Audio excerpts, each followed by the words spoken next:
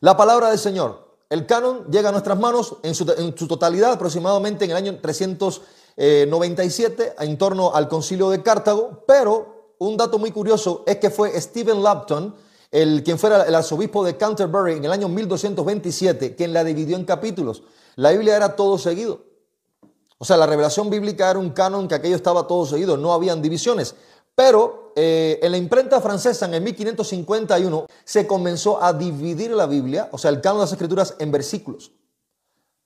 O sea, mire el tiempo, en el 1227 se divide en capítulos y en el año 1551 después de Cristo pues en versículos, lo cual obviamente es una manera muy práctica de que usted y yo pues podamos escudriñar la Escritura.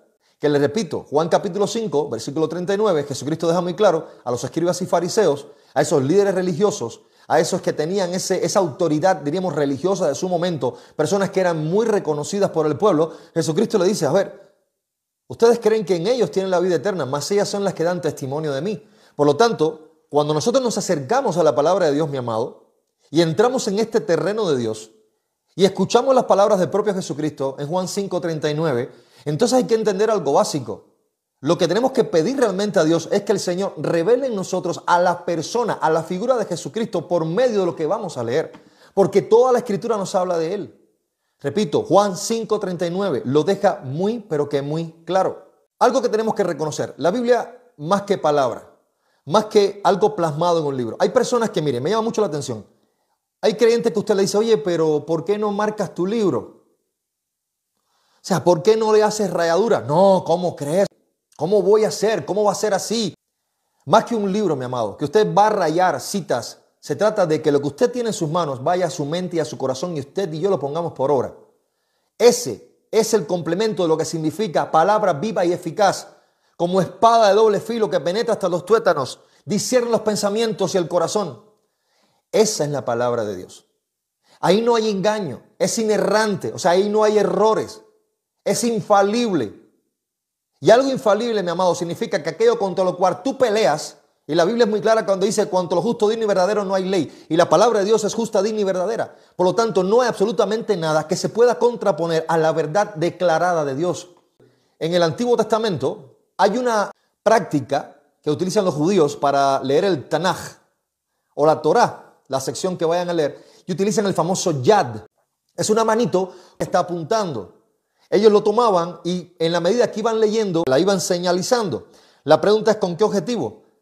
Mi amado, porque el temor de Dios y la comprensión del carácter santo de lo que estaban teniendo delante o lo que tienen delante es tan grande que ellos no se consideran dignos de tocarla. No se consideran dignos de tocar la palabra de Dios. Pero si usted se da cuenta, cuando usted va al Nuevo Testamento, entonces hay una perspectiva completamente diferente.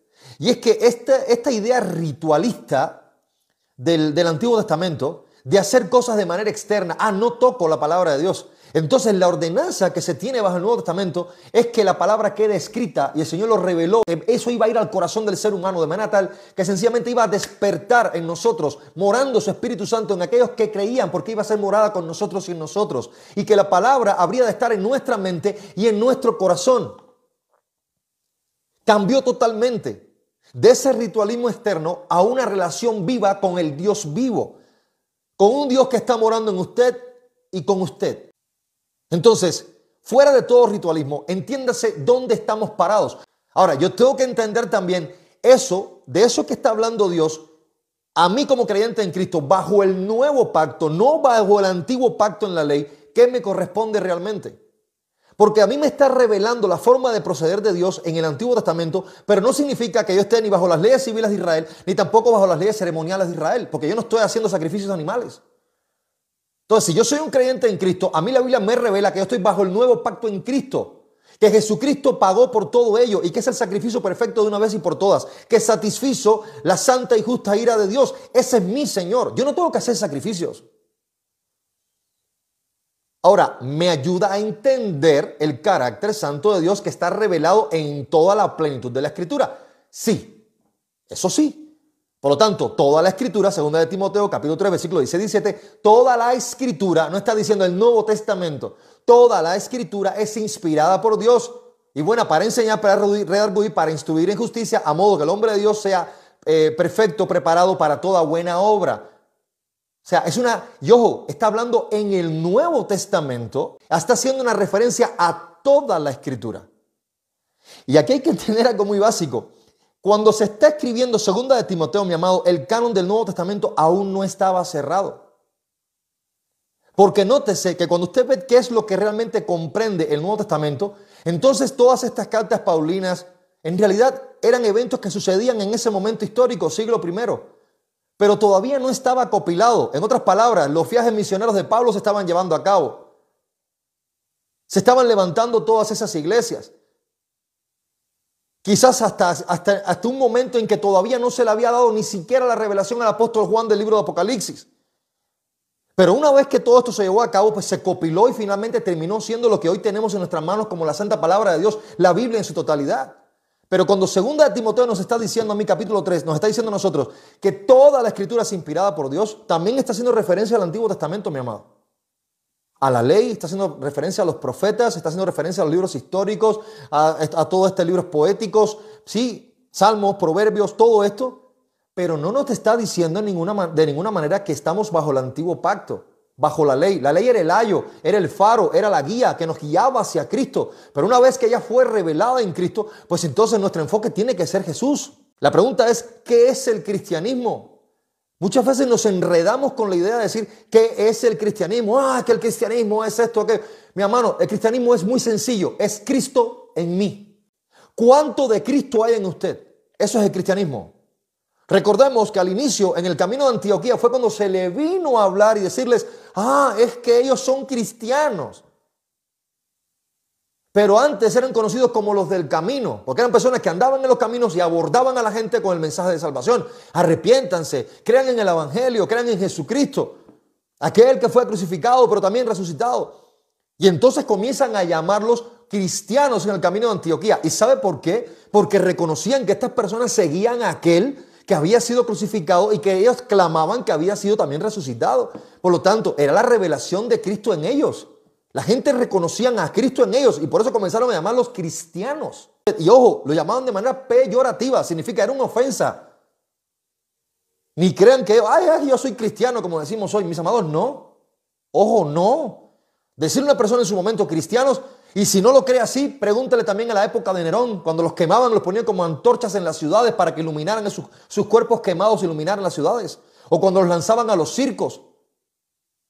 Ser llamado cristiano, mi amado, no es como usted en muchos lugares hoy. Usted sabe que hoy hay lugares, y lo sabemos, y no vamos a entrar en detalles, en los cuales las personas se están entregando, están siendo desvividas por su fe en Cristo. Así que si usted está en un lugar, mi amado, en el cual usted todavía puede proclamar el Evangelio de Salvación, hágalo y dele gracias a Dios ante que lleguen los tiempos malos. Que ya no va a haber contentamiento. Porque la única esperanza que tiene usted, mi amado, o tenemos los cristianos, es Cristo Jesús. Venga lo que venga. Es Cristo Jesús la única esperanza. Usted necesitamos entender lo que viene. Porque se aproximan tiempos muy difíciles, mi amado. Pero solamente aquellos que están bajo la sangre del Cordero, mi amado, van a poder resistir ese tiempo. Aquellos que están alineados con Él son de Él. La señal del amor a Cristo, del amor a Dios, mis amados, es la obediencia a su palabra. Muchas veces me preguntan, oiga, pero hermano, ¿cómo yo evidencio realmente de que el Espíritu Santo está en una persona, incluso que está en mí? Es muy sencillo, mi amado. Obediencia. La obra esencial y básica del Espíritu Santo se dirige, mire, no, es que estas señales, estos milagros extraordinarios, hermano, no. El diablo hace señales y prodigios, mis amados, aunque les suene difícil. En el mal se manifiesta mucho poder y lo puede confundir. La obra del Espíritu Santo y algo que el mal jamás va a hacer es guiarlo a obedecer a Dios. Jamás el mal lo va a guiar a usted a obedecer a Dios. Porque es la contraposición totalmente de lo que implica el carácter santo de Dios. El Espíritu Santo, mire, lo guía a toda verdad, lo redarguye de pecado, de justicia y de juicio y lo va a sellar para salvación eterna. Esa es la obra básica y esencial del Espíritu Santo, mi amado. Así que no busque el hablar en lengua, el andar profetizando. Hay muchos espíritus engañadores. Y personas haciendo cosas por las razones equivocadas y aún llamándose cristianos. Y no se trata de juzgar, se trata de ser bíblicos y exponer la palabra de Dios, porque todo esto sale a la luz de las Escrituras. Entonces, ¿cómo usted puede conciliar esto? Pues muy sencillo, a través de la palabra de Dios. Si usted quiere ver realmente si una persona está caminando con Cristo, mire su proceder. No son palabras, su testimonio. Y el testimonio de obediencia, fruto digno de arrepentimiento. Y el fruto digno de arrepentimiento, mis amados, significa, mire, vas en otra dirección. Ha decaído en grande manera el deseo por leer la palabra de Dios, el deseo por pasar tiempo con el Señor, el deseo por desarrollar las disciplinas espirituales, las conocidas disciplinas espirituales. Llámese oración, llámese lectura de la palabra, llámese ayuno. La realidad es que ha menguado en grande manera.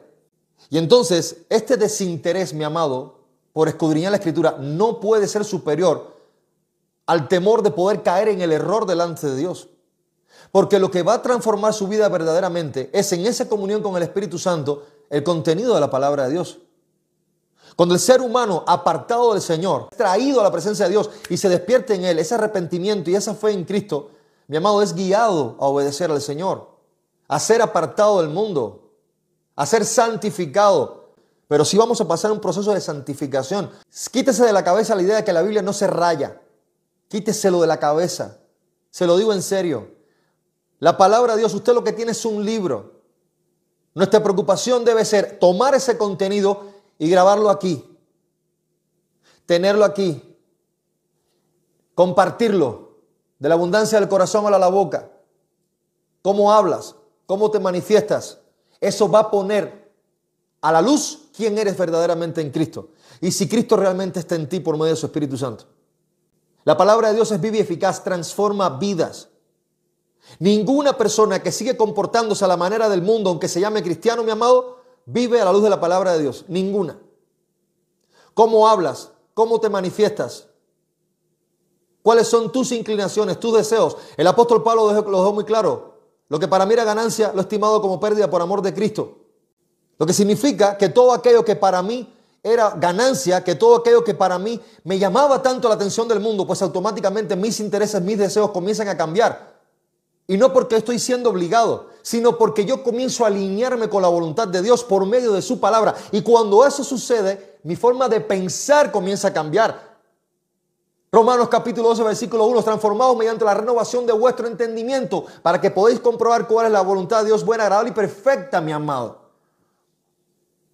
De eso se trata, una transformación. Muchas veces hablamos de la batalla espiritual. Mi amado, la batalla espiritual empieza aquí. Es una batalla que comienza por la mente, derribando argumentos y todo aquello que en altivez se levanta contra el conocimiento de la verdad. Ese es el fundamento de la batalla espiritual. No es andar demonios sacando demonios. No, mis amados, eso no es el fundamento de la batalla espiritual. Es una transformación, comienza por aquí. Y le voy a decir más, la prueba palabra de Dios no nos dice que enfrentar al enemigo lo vamos a hacer con nuestras palabras. La Biblia no te dice, párate delante de alguien endemoniado y empieza a gritarle lo que venga, salte de él. No, la palabra nos dice que se resiste al diablo por medio de la palabra. Porque el diablo reconoce la autoridad de la palabra de Dios. Así de sencillo. No nuestras palabras, la palabra de Dios. Nosotros no estamos mandados a andar por el mundo sacándole demonios a la gente. Así no funciona. Empezando que la obra ni siquiera la hacemos nosotros. Ya eso de inicio. Es una obra soberana de Dios. Pero sí estamos llamados a declarar la palabra de Dios. A abrir nuestra boca donde quiera que estemos, en todo tiempo y lugar, y declarar la palabra de Dios. Eso sí es una ordenanza del cristiano. ¿Por qué? Porque es sencillamente la representación de la presencia de Dios. El Dios vivo mora en nosotros, mis amados, y con nosotros por medio de su Espíritu Santo. Y aquellos que son de Él hablan su palabra. Y no van de ninguna manera a anteponer sus deseos, sus criterios, su filosofía por delante de la palabra de Dios.